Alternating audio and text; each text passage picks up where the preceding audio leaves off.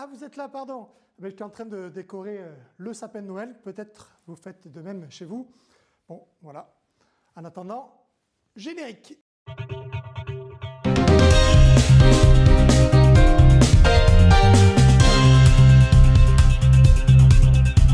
Cette semaine, dans le JDN numéro 4, nous donnerons la parole à Évrard Zaouch, le patron du CGR.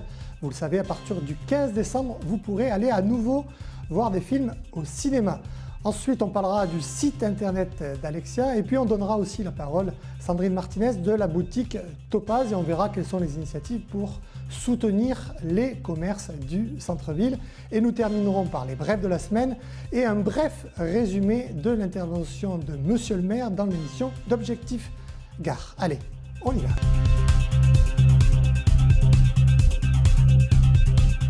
Les cinémas vont pouvoir rouvrir à partir du 15 décembre. J'ai demandé à Évrard Zaouch, le patron du CGR, quels sont les films que vous pourrez voir. Alors encore une fois, on veut remercier la Warner puisque cet été, ils nous ont donné Tenet. Cette fois-ci, pour les fêtes de fin d'année, ils vont nous donner Wonder Woman qui sortira le 15 ou le 16. On ne sait pas trop la date, on essaie de sortir ça le 15. Donc Wonder Woman 1984 qui sortira pour la reprise des cinémas, donc le mardi 15. Mais également, nous sortirons un film qui s'appelle Bac Nord. C'est un film donc sur la BAC, comme son nom l'indique, la brigade qui se passe dans les quartiers nord de Marseille. Aussi, pour vous donner envie d'aller voir un film au cinéma, on va regarder la bande-annonce du film Bac Nord. Tu sais quoi, on sert à rien. On sert plus à rien. Les habitants des quartiers, ils ont même plus l'espoir qu'on vienne les aider, c'est fini. Arrête-toi! Arrête-toi! Arrête-toi, discute! Individu en fuite! Tu serais qui, toi? Tu serais pas ton insigne? Tu serais quoi? Tu serais quoi? Tu serais rien! Là, on a envie de niquer le réseau, nous. Faut que tu me donnes une vraie info, là. Au titre des Limois qui s'illustrent cette semaine, je veux vous parler d'Alexia Flayol qui a lancé son site internet de vente de lingerie, baisselesieux.com. Allez sur ce site, vous verrez des lingeries tout à fait intéressantes, de quoi vous donner des idées de cadeaux pour Noël.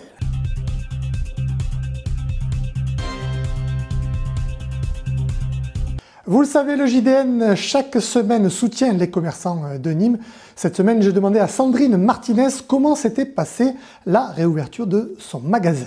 On est très contents, ça s'est super bien passé. Les clients étaient au rendez-vous, le sourire, la joie de se retrouver, super, tout ce qu'on attendait. Ça fait 2 confinements que tu subis. Oui.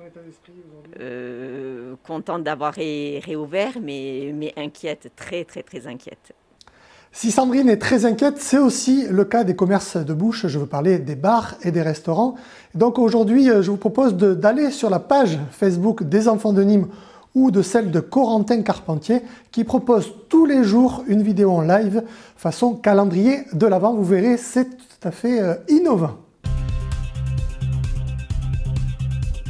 Cette semaine, dans les brèves, 3 informations importantes à retenir. La première, c'est le passage de Jean-Paul Fournier, le maire, dans l'émission d'Objectif Gare, jeudi dernier. Voici un petit résumé. Effectivement.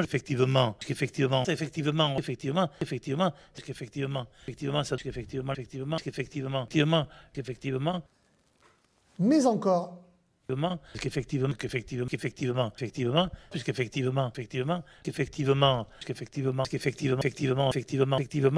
On vous épargne le résumé de la deuxième partie de l'émission.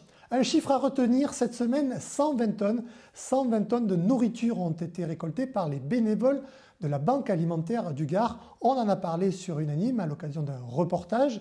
Alors si vous aussi, vous voulez faire un don, il n'est pas trop tard. Voici l'adresse qui s'affiche. Vous pouvez vous adresser à la Banque alimentaire et faire un don en ligne.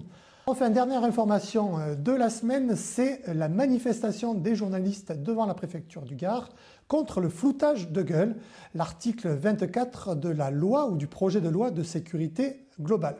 Voilà, cette émission est enfin terminée. Continuez d'aimer Nîmes avec Unanime et avec le JDN. Quant à moi, je vous dis au revoir.